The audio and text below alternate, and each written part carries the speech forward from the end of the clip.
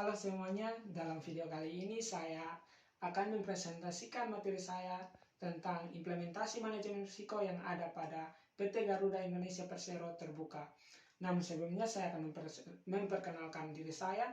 Nama saya Kabul Putra Emmanuel Mone, dan saya sekarang kuliahnya di Polinema, jurusan akuntansi, program studi Magister Terapan Sistem Informasi Akuntansi. Perlu diketahui bersama dalam video kali ini materi-materi yang akan saya presentasikan itu sebagai berikut. Yang pertama yaitu sejarah perusahaan, yang kedua tentang visi misi daripada perusahaan, yang ketiga tentang struktur perusahaan. Setelah itu baru saya akan mempresentasikan materi pada intinya, yaitu yang pertama mengenai manajemen risiko, tentang pengertiannya dan penerapan manajemen risiko di PT Garuda itu seperti apa. Kemudian setelah itu saya akan mempresentasikan juga mengenai macam-macam risiko yang ada di PT Garuda. Kemudian saya akan mempresentasikan juga mengenai upaya-upaya yang dipakai oleh PT Garuda untuk meminimalisir atau mengurangi risiko yang terjadi. Setelah mempresentasikan itu, saya akan mengambil kesimpulan dari semua presentasi saya. Nah, di sini saya akan membahas tentang sejarah. Sebelumnya, teman-teman bisa lihat di sini kalau pada slide ini untuk bagian kiri itu adalah produk PT Garuda Indonesia yang pertama, di mana PT Garuda Indonesia pertama menciptakan produk pesawat Garuda dengan desain berwarna merah putih, dan di samping kirinya itu adalah awak PT Garuda Indonesia yang pertama beserta dengan keluarganya. Untuk lebih jelasnya lagi, kita akan melihatnya pada sejarah PT Garuda di slide yang berikut. Oke, baik, pada slide ini saya akan menjelaskan tentang sejarah PT Garuda dari tahun 1949 sampai dengan sekarang. Nah, PT Garuda Indonesia biasa dikenal sebagai Garuda Indonesia yang menjadi simbol bagi negara Indonesia. Nah, PT Garuda Indonesia sendiri itu berdiri sejak tahun 1949. Waktu sebelum awal berdirinya itu dimulai sejak masa kepresidenan pertama, di mana memulai kerjasama dengan pemerintah Belanda. Nah, untuk perkembangannya, PT Indonesia mulai melakukan penerbangan pertama itu pada tahun 1949. Kemudian pada tahun 1982 itu menggagas konsep kokpit hanya 2 awak di dunia dengan menggunakan pesawat Airbus A384. Nah, kemudian pada tahun 1984 di situ PT Garuda Indonesia menjadi salah satu maskapai penerbangan terbesar di Asia. Hal ini cukup sangat-sangat menarik. Kemudian pada tahun 1985 Garuda Indonesia mulai menggunakan konsep simbol burung yang modern. Teman-teman bisa melihatnya sampai sekarang itu adalah simbol burung yang modern. Kemudian pada tahun 1944 di situ pesawat Garuda Indonesia mulai menggunakan pesawat dengan berbadan besar, dan itu merupakan langkah pertama dan menjadi langkah yang terkemuka di semua maskapai penerbangan yang ada di Indonesia pada era tahun 1990-an. Kemudian pada tahun 2011 Garuda Indonesia menjadi perusahaan terbuka yang mendaftarkan sahamnya ke Bursa Efek Indonesia. Dan pada tahun 2014 Garuda Indonesia bergabung dengan aliansi global yaitu Skyline. Dan masih banyak lagi perkembangan yang sampai sekarang ini. Kemudian untuk berikutnya saya akan menjelaskan tentang visi dan misi pada slide berikut.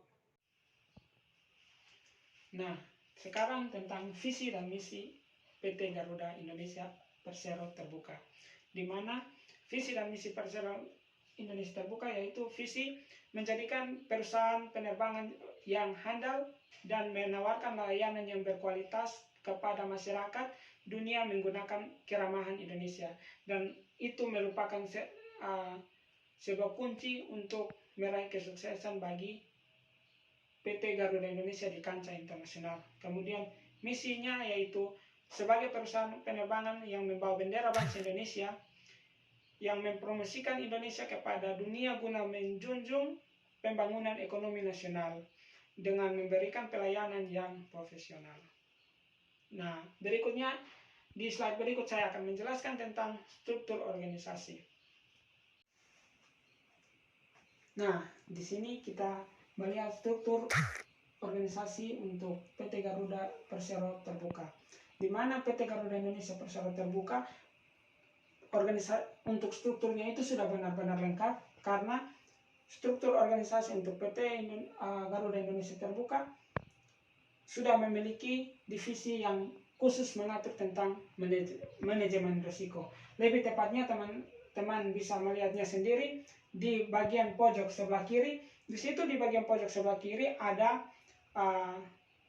sebuah divisi yang khusus mengatur tentang manajemen risiko, di mana divisi itu dipimpin oleh seorang direktur yang mengurus tentang strategi, pengembangan bisnis, dan manajemen risiko. Kenapa mereka membuat divisi untuk manajemen risiko digabung dengan pengembangan bisnis dan pengembangan bisnis? Karena strategi pengembangan bisnis itu akan bisa bagus apabila manajemen risikonya itu juga diatur secara bagus. Berikut ini tentang manajemen risiko. Manajemen risiko untuk implementasinya pada PT Garuda Indonesia Persero Terbuka telah manajemen risikonya itu telah menerapkan IRM atau Enterprise Risk Management, yang mana IRM ini terintegrasi dengan corporate strategi, sehingga setiap pengambilan keputusan selalu mempertimbangkan dan menanggapi ketidakpastian dalam berbisnis. Di sini juga kita bisa melihat bagaimana cara untuk melakukan proses IRM itu, atau langkah-langkahnya itu seperti apa. Yang pertama yaitu set objektif, kemudian identifikasi risiko, yang setelah itu mengakses risikonya, kemudian merespon risikonya. Untuk tahap berikutnya itu yaitu mengontrol aktivitas daripada risiko yang manajemen risiko yang telah dibuat. Poin terakhir yaitu monitor, di mana monitor sendiri yaitu untuk memonitoring kembali manajemen risiko yang telah dibuat, sehingga bisa mengontrol proses berjalannya. Apabila ada manajemen risiko yang berjalannya itu kurang efektif dan efisien, bisa dianalisa kembali untuk lebih baik ke depannya. Kemudian risiko yang dimiliki oleh perusahaan PT Garuda Indonesia Terbuka atau TBK, di mana risiko-risiko, jenis-jenis risikonya itu yang pertama risiko harga bahan bakar pesawat, yang kedua risiko nilai tukar mata uang asing, dan yang ketiga risiko suku bunga, yang keempat risiko likuiditas, dan yang kelima risiko kredit, keenam risiko properti atau perbaikan pesawat, yang paling terakhir itu adalah risiko bencana alam. Berikut ini adalah penjelasan mengenai macam-macam risiko yang kita telah bahas di slide sebelumnya, di mana untuk yang pertama yaitu risiko harga bahan bakar pesawat. Untuk risiko harga bahan bakar pesawat, komposisi biaya bahan bakar untuk saat ini di kisaran 20% sampai 32% dari rata-rata biaya operasional perusahaan. Risiko ini sangat-sangatlah tinggi. Hal ini menyebabkan PT Garuda Indonesia selalu mengalami defisit pada setiap kali pelaporan keuangan ya pada Bursa Efek Indonesia. Kemudian untuk yang kedua yaitu risiko nilai tukar mata uang asing. Risiko ini sangat-sangat berpengaruh bagi PT Garuda Indonesia atau Persero Tbk, di mana dalam risiko ini pergerakan nilai tukar uang rupiah terhadap mata uang lainnya sangat mempengaruhi laporan keuangan perusahaan dan entitas anak. Yang ketiga adalah risiko suku bunga. Nah, dalam risiko suku bunga ini, pergerakan tingkat suku bunga sangat berpengaruh terhadap beban biaya bunga yang harus dibayar oleh perusahaan dan entitas anak. Poin yang keempat, risiko yang sangat berpengaruh kepada PT Garuda Indonesia Persero Tbk, yaitu risiko likuiditas perusahaan. Nah, perusahaan dengan entitas anak tidak dapat memanfaatkan peluang investasi atau tidak dapat memenuhi liabilitas keuangan jangka pendek yang pada akhirnya mengakibatkan default atau tingkat suku bunga yang buruk. Yang berikut adalah risiko kredit. Nah, untuk risiko kredit, ketidakmampuan dari pihak-pihak yang berhutang atau debitur untuk memenuhi liabilitas keuangan memiliki sesuai dengan persyaratan-persyaratan yang telah disepakati bersama. Kemudian untuk yang kelima, risiko properti atau kerusakan pesawat. Nah, risiko properti atau kerusakan pesawat di sini kerusakan pada pesawat memberikan kontribusi yang sangat signifikan bagi perusahaan, karena apabila kontribusi pesawat itu tidak melakukan aktivitas, berarti tidak ada pemasukan bagi perusahaan tersebut. Namun tetap sangat berpengaruh karena ada pesawat-pesawat yang disewa oleh PT Garuda Indonesia, sehingga otomatis PT Indonesia, walaupun pesawat tersebut tidak beroperasi, tetapi PT Garuda Indonesia tetap harus membayar biaya sewanya kepada pihak pemilik pesawat. Kemudian risiko yang berikut yaitu risiko bencana alam. Risiko bencana alam ini karena kondisi cuaca yang kadang berubah, ini merupakan suatu risiko yang biasa sering terjadi bagi perusahaan maskapai penerbangan. Yang sering terjadi itu seperti badai atau banjir, gunung berapi. Nah, itu sangat berpengaruh bagi maskapai penerbangan, dan ini juga cukup berpengaruh bagi PT Garuda Indonesia. Setelah membahas tentang macam-macam risiko yang ada pada PT Garuda Indonesia Persero Terbuka, kita akan membahas tentang upaya yang telah dilakukan untuk mengurangi risiko oleh PT Garuda Indonesia Terbuka pada saat ini. Yang pertama yaitu upaya yang dilakukan adalah untuk mengatasi harga bahan bakar. Yang pertama yaitu menaikkan tarif tiket pesawat sesuai rute masing-masing tempat. Yang kedua yaitu menaikkan tarif kargo 80% sampai dengan 100%. Yang ketiga yaitu hedging bahan bakar dan menggunakan bahan bakar yang lebih efektif. Kemudian upaya yang dilakukan untuk mengatasi kenaikan kurs. Nah, di sini upaya yang dilakukan oleh PT Garuda Indonesia yaitu mematangkan opsi moratorium pembayaran utang dan stansil. Yang kedua yaitu melakukan pemangkasan struktur biaya operasional minimal 50%. Yang berikutnya tentang upaya yang dilakukan untuk mengatasi risiko kredit. Yang pertama yang dilakukan oleh PT Garuda Indonesia yaitu restrukturasi yang dilakukan dengan skema debt to equity. Kemudian untuk yang berikutnya yaitu upaya yang dilakukan untuk risiko bencana alam. Karena risiko bencana alam ini terjadi pada waktu yang tidak diketahui, maka